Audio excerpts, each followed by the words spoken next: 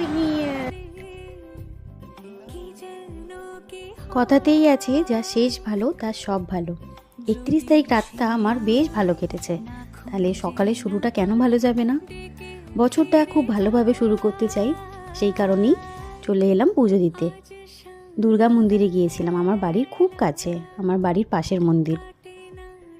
একাই ছিলাম, চলে গেলাম পুজো দিতে। এখানে আমি প্রায় 1 বছর 4 মাস পর এলাম। আমার ভীষণ পছন্দের একটা জায়গা।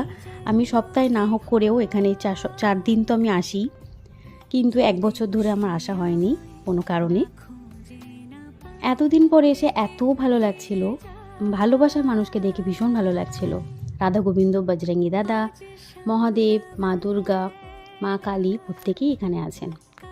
খুব ভালোভাবে পুজো দেওয়া হয়ে গেল, যেটা আমি আশাই করিনি যে আমি সেখানে গিয়ে অঞ্জলি দেব, সেটাও করা হলো। ভগবান না চাইলে সত্যিই কিছু হয় না। পুজো দেওয়া হয়ে গেছে, এরপরে আমি বেরিয়ে পড়ছি। এখানে অনেক নিয়ম করেছে এখন, কিন্তু খুব শান্তিভাবে আপনি পুজো দিতে পারবেন। কথাতেই আছে, কাছের ট্রেন লেট হয় বেশি, আর সেই কারণেই আমি পুজো দিতে গিয়ে একটু ভয় পাচ্ছিলাম। চলো জুতো পরে নিই। পুজো দেওয়া হয়ে গেছে, এবার বাড়ি যাওয়ার পালা। পুরো ডিসেম্বর মাস জুড়ে আমি নিজের কাজে ব্যস্ত থাকার জন্য আমার বাড়ির গোপুসোনার জন্য কোনো কেক নিয়ে যেতে পারিনি। হিরান্স থেকে সেটাও নিয়ে নিলাম। আর এই রাস্তাটা আমার ভীষণ পছন্দের রাস্তা, আমি এখান থেকে হেঁটে হেঁটে যেতে বেশি পছন্দ করি।